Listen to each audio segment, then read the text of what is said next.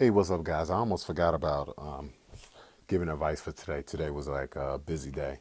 Um, you know, going back to CrossFit for the first time, still working my beach body business, still doing some of the core workouts from 21 Day Fix. Well, the core workouts, so I'm pretty stoked. Listen, another piece of advice: if you have a large, crazy goal, I'm a big believer in setting unrealistic goals. So if you have a large, crazy goal, break it down to the smallest possible piece. I was telling a friend of mine today, sometimes it's best to, I much rather achieve a goal late than never. What do I mean by that? So if you have a 600-page book you have to memorize or study for a course or for an online course, over a course of a year, just do 2 pages a day. Just do 2 pages a day, and you'll hit that 600 mark, 100 days short of the full year. So, what am I saying? What I'm saying is, you may have a large task, and you may have that task that's maybe so overwhelming that you say, "I don't want to do it. I don't feel like doing it. I'm going to keep procrastinating."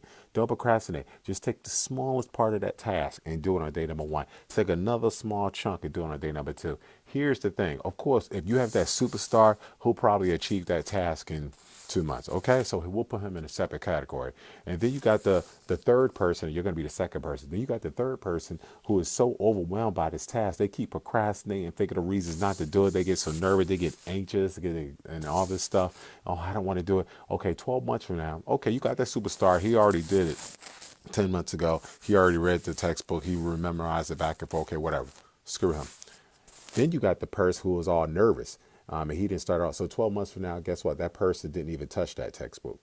Then you got the person in the middle, which is what I'm telling you, which is represents me, the person in the middle, where I'm so overwhelmed by this textbook, but so I'm anxious. I'm not as smart as that first guy, but I'm also, I do have anxiety like that third guy, but I really want to get it done. I have determination. So you know what I'm going to do? I'm going to chunk it down to the smallest part. I'm going to read 2 textbooks, 2 pages of that textbook every single day for the upcoming year. What happens? Okay, I'm not as all on top of everything like the first guy, but I already finished it. I go through all 600 pages. I know that textbook forwards to back. Could I study 2 pages a year? Okay, I wasn't as efficient as the first guy. I'm not as bright as a genius as him. But guess what? You know that other person who was all nervous? How many pages of that 600-page textbook did they read? Zero. Zero. I was able to finish it. Yeah, it took me a year. Yeah, I'm slow, but I always tell people I'd much rather have you achieve something late than never. I've had friends um, who didn't finish college, who are going back to college at age in their 40s and 50s. I say, get your ass back in college. It doesn't matter that you're getting your associate degree. It doesn't matter you're getting your bachelor's degree in your 40s.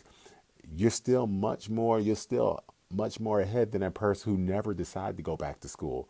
Okay, you have to look at things within your own life. You have reasons, you have things in your own life that kept you back, but it's only you that can make excuses for you not to move forward. So break it down into small. So I don't care if it takes you 6 years to graduate a 4 year college or 7 years to graduate a 4 year college. Still get that college degree. Eric Thomas says it doesn't say on your degree, it took you 7 years. You still have a bachelor's degree. No one asks you. They want to know, do you have a bachelor's? No one cares how long it took you to get your degree.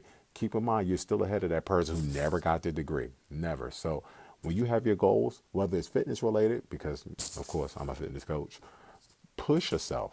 Achieve that goal. If it takes you a year to lose 30 pounds, do that rather than not lose 30 pounds at all. If you keep falling, get back up. So that's my advice. Breaking things down to the smallest possible chunk. Smallest possible chunk. Just to let you go, the reason I don't do these edited because it's easier not to edit them. Plus, I want you guys to get the real me. I'm not fake.